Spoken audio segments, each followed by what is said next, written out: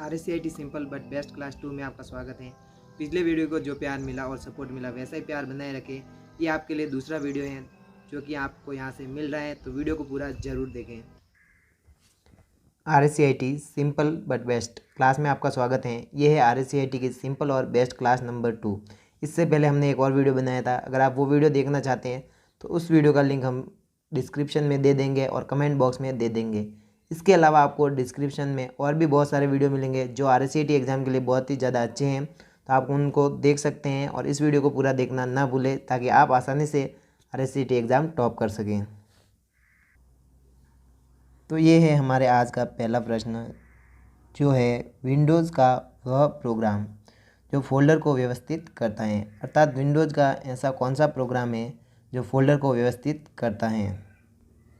तो इसका सही उत्तर है ऑप्शन डी, इनमें से कोई नहीं, क्योंकि जो इसमें ऑप्शन दिए माइक्रोसॉफ्ट ऑफिस, नोटपैड और विंडोज़ एसेसरीज ये सभी इससे जुड़े हुए नहीं हैं। तो इसका सही आंसर हो जाएगा ऑप्शन डी, इनमें से कोई नहीं। हमारा अगला क्वेश्चन है CD रोम का मतलब क्या है, अर्थात जो CD रोम होती है उसका फुल फॉर्म क्या है, उसका मतलब क्या होता है। तो option A compact disc read only memory, option B compact disc read on memory, option C CDRW या डी इनमें से कोई नहीं। तो जो CD रोम का फुल फॉर्म हो जाएगा वो हो जाएगा आपका option A compact disc read only memory. तो आपको याद रखना है CD रोम होता है उसका फुल फॉर्म होता है, जो कि पूरा नाम है वो होगा compact disc read only memory. Question है कंप्यूटर में माउस के नीचे रखे जाने वाली वस्तु को क्या कहा जाता है। अगर आपने अभी तक वीडियो को लाइक नहीं किया है तो लाइक कर दे और कमेंट करके बताएं कि आपको वीडियो कैसा लग रहा है। तो इसका सही आंसर हो जाएगा वो है ऑप्शन सी माउस पैड। तो टाइम वेस्ट नहीं करना है, हम सीधे बता देते हैं कि कंप्यूटर में माउस के नीचे रखे जाने वाली वस्तु को हम माउस पैड कहते हैं, जो कि इसका सही आंसर हो जाएगा ऑप्शन सी माउस पैड। इनमें से किसका उपयोग डाटा भंडारण के लिए किया जा सकता है। ए CPU, बी कीबोर्ड, सी मेमोरी या डी माउस। तो आप कमेंट करके बता सकते हैं इसका आंसर क्या है। तो इसका सही आंसर है वो है ऑप्शन सी मेमोरी, क्योंकि हम मेमोरी का प्रयोग भंडारण के लिए या डाटा स्टोर करने के लिए करते हैं। तो इसका सही आंसर हो जाएगा ऑप्शन सी मेमोरी। अगला क्वेश्चन है इनमें से क्या कंप्यूटर इनपुट डिवाइस नहीं है, अर्थात जो ऑप्शन दिए हैं इनमें से कौन सा कंप्यूटर का इनपुट डिवाइस नहीं है। Option A keyboard, B mouse, C speaker और डी बारकोड रीडर। तो इनमें से कीबोर्ड तो एक इनपुट डिवाइस है, क्योंकि हम जो भी टाइप करते हैं वो इनपुट हमें कंप्यूटर में मिलता है, तो कीबोर्ड एक इनपुट डिवाइस है। इसके अलावा माउस भी एक इनपुट डिवाइस है और option D bar code reader ये भी एक इनपुट डिवाइस होता है। लेकिन क्वेश्चन में पूछा गया है, आप क्वेश्चन को पहले ध्यान से पढ़े, एग्जाम में बहुत ज़्यादा ज़रूरी है। इसमें पूछा गया है कि इनमें से क्या कंप्यूटर का इनपुट डिवाइस नहीं है। तो इन सब में इनपुट डिवाइस कौन सा नहीं है, स्पीकर, क्योंकि स्पीकर एक आउटपुट डिवाइस होता है। तो इसका सही आंसर हो जाएगा वो हो जाएगा ऑप्शन सी स्पीकर, क्योंकि ये एक इनपुट डिवाइस नहीं है, यह एक आउटपुट डिवाइस होता है। ये भी एक RSCIT का कॉमन क्वेश्चन है जो कि घुमा फिरा कर RSCIT एग्ज़ाम में ज़रूर दिया जाता है और बहुत बार ये एग्ज़ाम में क्वेश्चन आ चुका है। इसमें कुछ ऑप्शन चेंज कर दिए जाते हैं या फिर क्वेश्चन को घुमा दिया जाता है। तो आप पहले ध्यान से पढ़ते हैं क्वेश्चन को। किसी बाहर के प्रोग्राम से आपके कंप्यूटर को सुरक्षित रखने के लिए किसका उपयोग करेंगे। A file compression program, B backup program, C antivirus program और डी यह सभी। तो क्वेश्चन को पहले एक बार और से ध्यान से पढ़ लें कि किसी बाहर के प्रोग्राम से आपके कंप्यूटर को सुरक्षित रखने के लिए किसका उपयोग करेंगे।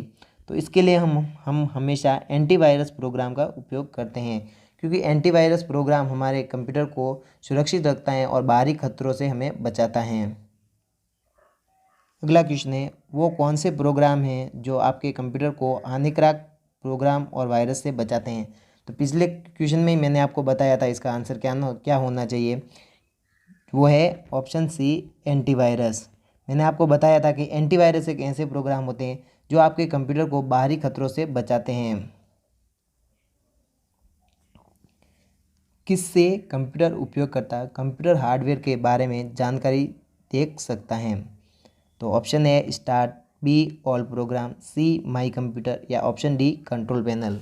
तो तो आपको बताना है कि कंप्यूटर उपयोगकर्ता कंप्यूटर हार्डवेयर के बारे में जानकारी देख सकता है, अर्थात ऐसा कौन सा प्रोग्राम है जिसमें जाकर जो कंप्यूटर चलाने वाला है वो हार्डवेयर के बारे में जान सकता है कि इस कंप्यूटर में कौन सा हार्डवेयर लगा है, कितनी रैम लगी है और बाकी मॉनिटर कैसा है, उसका आउटपुट कैसा है। तो ये सब हम कंट्रोल पैनल से कर सकते हैं। इसके अलावा हम कंट्रोल पैनल से किसी भी प्रिंटर को ऐड कर सकते हैं। इसके अलावा जो ज़्यादातर कंप्यूटर के ऑप्शन होते हैं वो कंट्रोल पैनल में दिए जाते हैं, जिसमें डेट चेंज करना, इसके अलावा भी बहुत सारे प्रोग्राम होते हैं, तो इस बात का आप ध्यान रखें। अगला क्वेश्चन है, मेमोरी जो प्राकृतिक रूप से अस्थिर हैं। तो ऑप्शन है रोम, बी प्रोम, सी इप्रोम और डी रैम। तो इनमें से कौन सी मेमोरी है जो अस्थिर होती हैं। इसके अलावा कुछ कॉमन क्वेश्चन होता है, वो बनता है रोम, तो इसको हम रीड ओनली मेमोरी कहते हैं। इसके अलावा जो ऑप्शन डी है ये है रैम, तो रैंडम एक्सेस मेमोरी कहा जाता है। तो जो क्वेश्चन है, मेमोरी जो प्राकृतिक रूप से अस्थिर हैं, तो इसमें जो रैम होती है वह अस्थिर होती है, क्योंकि इसमें बार बार डाटा को चेंज किया जाता है, नए ऐप्स को खोला जाता है और बंद किया जाता है, तो यह एक अस्थिर मेमोरी होती है। क्वेश्चन है, सॉफ्टवेयर को खालिस्तान कहा जाता है। तो इनमें से सॉफ्टवेयर को और हम क्या कहते हैं या क्या कहा जाता है। ए डाटा, इंफॉर्मेशन, सी प्रोग्राम और डी प्रक्रिया। तो इसके अलावा इसका सही आंसर है वो है ऑप्शन सी प्रोग्राम, क्योंकि सॉफ्टवेयर को हम प्रोग्राम भी कहते हैं, तो इसका सही आंसर हो जाएगा ऑप्शन सी प्रोग्राम। अगला क्वेश्चन है, निम्न में से कौन सा कंप्यूटर की गति मापने में उपयोग किया जाता है। तो इनमें से किसका प्रयोग कंप्यूटर की गति मापने में किया जाता है। तो वो है ऑप्शन सी घड़ी की गति, क्योंकि कंप्यूटर की गति मापने के लिए हम घड़ी की गति का उपयोग करते हैं। क्वेश्चन है, माउस, प्रिंटर, कीबोर्ड और मदरबोर्ड को क्या कहा जाता है। तो पिछले क्वेश्चन में मैंने आपको आसानी से समझाया था, तो आप इस बात का ध्यान रखें कि आपको ध्यान से देखना है, क्योंकि एक ही क्वेश्चन को हम आसानी से पढ़ेंगे तो 2-3 क्वेश्चन का आंसर भी दे सकते हैं, जो कि आपके लिए बहुत ही ज़्यादा अच्छा हो सकता है। तो क्वेश्चन है हमारा, माउस, प्रिंटर, कीबोर्ड और मदरबोर्ड को क्या कहा जाता है। तो इसका सही आंसर हो जाएगा ऑप्शन सी हार्डवेयर, क्योंकि हम माउस, प्रिंटर, कीबोर्ड और मदरबोर्ड को हार्डवेयर कहते हैं। अब इस क्वेश्चन को आप ध्यान से पढ़ें कि इसमें पूछा गया है, माउस, प्रिंटर, कीबोर्ड और मदरबोर्ड को कहा जाता है। तो इसमें ऑप्शन में दिया है A software, B input device, C hardware और डी इनमें से कोई नहीं। तो जो इसका आंसर है वो सी क्यों है। इसका आंसर इनपुट डिवाइस भी हो सकता है, तो वो इसलिए नहीं है क्योंकि माउस तो एक इनपुट डिवाइस है, लेकिन प्रिंटर एक आउटपुट डिवाइस है। इसके अलावा कीबोर्ड इनपुट डिवाइस है और मदरबोर्ड है, तो इनमें एक ऐसा डिवाइस भी है जो आउटपुट है, तो जिसकी वजह से इसका आंसर बी नहीं हो सकता। अगर आपने एग्ज़ाम में ऐसा किया तो आपके नंबर कट जाएंगे, इसलिए मैंने कहा था कि क्वेश्चन को पहले ध्यान से पढ़ें। तो इसका सही आंसर हो जाएगा ऑप्शन सी हार्डवेयर। हमारा अगला क्वेश्चन है, एक आउटपुट डिवाइस है, ए टैब, बी सॉफ्टवेयर, सी स्कैनर और डी प्रिंटर। अगर आपको किसी क्वेश्चन का आंसर नहीं आ रहा है तो उसका आंसर देने के लिए आप सीधा दिमाग लगाएं कि जो एक आउटपुट, इसमें जैसे कि इस क्वेश्चन में है एक आउटपुट डिवाइस है, तो इसके अलावा आपको ऐसे, अगर आपको पता है कि कौन सा आउटपुट डिवाइस नहीं है और आप कन्फ्यूजन है ऑप्शन में, तो आपको सबसे पहले ऐसे करना है कि एग्ज़ाम में ध्यान से देखें कि इनमें से कौन सा आंसर नहीं होता। जैसे कि एक स्कैनर होता है, वो एक इनपुट डिवाइस होता है, तो ये इसका आंसर नहीं हो सकता, तो ये तो आपको बिल्कुल नहीं करना है। इसके अलावा जैसे ऑप्शन बी दिया है सॉफ्टवेयर, तो सॉफ्टवेयर भी एक इनपुट डिवाइस नहीं हो, आउटपुट डिवाइस नहीं हो सकता, सॉरी गलत कह दिया, तो सॉफ्टवेयर भी एक आउटपुट डिवाइस नहीं हो सकता। तो ये दोनों ऑप्शन तो आपको करने ही नहीं है, एग्जाम में आपको ऐसे सोचना पड़ेगा। और अब बचा है ऑप्शन ए टैब और डी प्रिंटर, तो हमें पता चल जाएगा कि प्रिंटर एक आउटपुट देता है, तो इसका सही आंसर हो जाएगा ऑप्शन डी प्रिंटर, जो कि एक आउटपुट डिवाइस है। अगला क्वेश्चन है, निम्न में से कौन सा कंप्यूटर हार्डवेयर को चलाता है और अन्य सॉफ्टवेयर चलाने के लिए एक मंच के रूप में कार्य करता है। तो क्वेश्चन को पहले ध्यान से पढ़ते फिर से, निम्नलिखित में से कौन सा कंप्यूटर हार्डवेयर को चलाता है और अन्य सॉफ्टवेयर चलाने के लिए एक मंच के रूप में कार्य करता है। Option A operating system, B अनुप्रयोग सॉफ्टवेयर, जिसे हम एप्लीकेशन सॉफ्टवेयर भी कहते हैं, हिंदी में उन्हें अनुप्रयोग सॉफ्टवेयर कहा जाता है। ऑप्शन सी ए और बी दोनों, और ऑप्शन डी उपरोक्त सभी।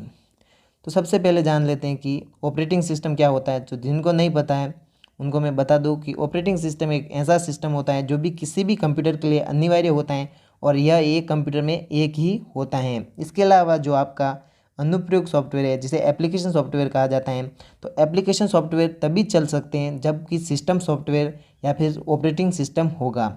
हमें अनुप्रयोग सॉफ्टवेयर अर्थात एप्लीकेशन सॉफ्टवेयर को चलाने के लिए सिस्टम सॉफ्टवेयर की आवश्यकता होती है।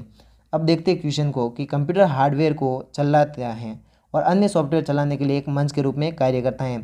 तो इसका सही आंसर है वो है ऑप्शन है ऑपरेटिंग सिस्टम, क्योंकि अगर किसी कंप्यूटर में ऑपरेटिंग सिस्टम नहीं होगा तो उसमें एप्लीकेशन सॉफ्टवेयर भी नहीं चलेंगे। ऑपरेटिंग सिस्टम एक अनिवार्य सिस्टम होता है, जो कि क्वेश्चन भी पूछा गया है कि अन्य सॉफ्टवेयर चलाने के लिए एक मंच के रूप में कार्य करता है, तो वो करेगा ऑपरेटिंग सिस्टम, जिसे हम सिस्टम सॉफ्टवेयर भी कहते हैं। इस बात का आप ध्यान रखें। अगला क्वेश्चन है सिस्टम सॉफ्टवेयर के मुख्य घटक हैं।